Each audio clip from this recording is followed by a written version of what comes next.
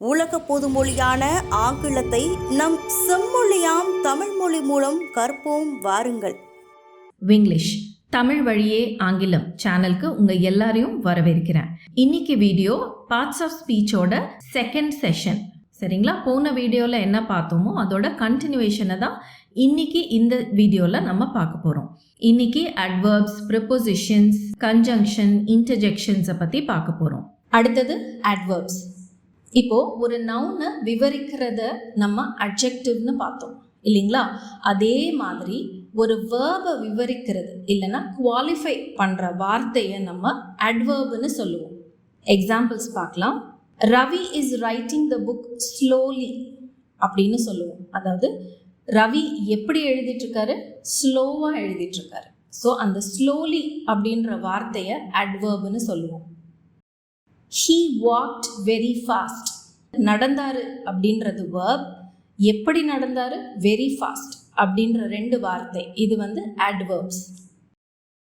He talks badly. அவர் என்ன பண்றாரு? பேசுறாரு. அவர் எப்படி பேசுறாரு? பேடா பேசுறாரு. ஸோ badly அப்படின்ற வார்த்தையை இங்க adverbனு சொல்லுவோம். அடுத்தது conjunctions, அதாவது connecting words. ஒரு ரெண்டு வார்த்தை அல்லது ஃப்ரேஸ் இல்லைன்னா ரெண்டு சென்டென்ஸையே சேர்த்து நம்ம ஒரு சென்டென்ஸாக போடணும் அப்படின்னா ஒரு வார்த்தையை உள்ள திணிக்கிறோம். அந்த வார்த்தையை தான் கன்ஜங்ஷன்னு சொல்லுவோம். அதில் because, but, and, since, yet, until, however அப்படின்ற வார்த்தைகள் எல்லாம் அடங்கும். இப்போது Ravi is writing the book slowly அப்படின்னு பார்த்தோம்.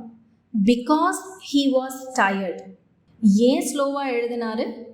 ஏன்னா அவர் டயர்டாக இருந்தார். ஸோ அந்த பிகாஸ் அப்படின்ற வார்த்தையை நம்ம உள்ள ஆட் பண்ணி ரெண்டு சென்டென்ஸையும் சேர்க்குறோம்.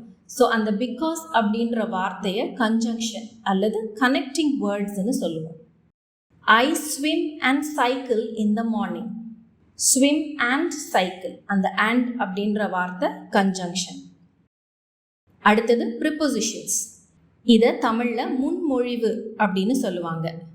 அதாவது நவுன் அல்லது ப்ரோனவுனுக்கு முன்னாடி போடுற எல்லா வார்த்தைகள் ப்ரிப்போசிஷன்னு சொல்லுவோம்.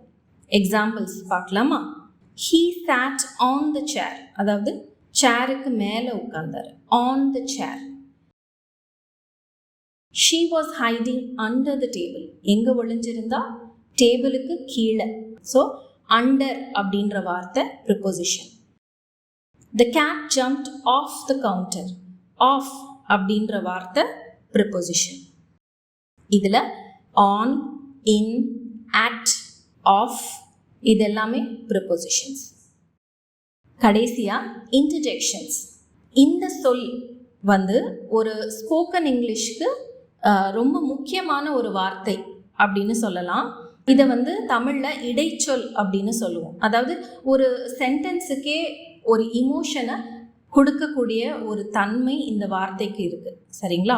அதுதான் இடைச்சொல். அதாவது இந்தியா ஒரு மேட்ச் ஜெயிச்சிடுச்சு, India has won the match அப்படின்னு சொல்லும்போது ரொம்ப சிம்பிளாக போரிங்காக இருக்கும். இதுவே ஒரு இமோஷனோட ஹே இல்லைன்னா hurrah, India has won the match அப்படின்னு சொல்லும்போது அந்த ஹே இல்லைன்னா ஹுர்ரா அப்படின்ற வார்த்தை தான் இன்டர்ஜெக்ஷன். அதாவது அது அந்த வரிக்கு ஒரு இமோஷனை ஆட் பண்ணுது இல்லைங்களா?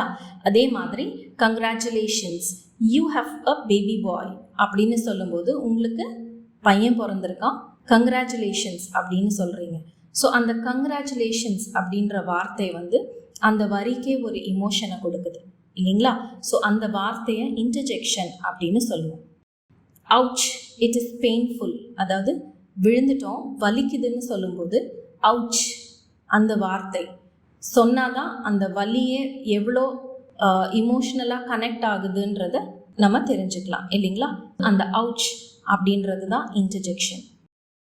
ஸோ ஃப்ரெண்ட்ஸ், இன்னைக்கு நம்ம பார்த்த பார்ட்ஸ் ஆஃப் ஸ்பீச் உங்களுக்கு புரிஞ்சிருக்கும்னு நம்புகிறேன்.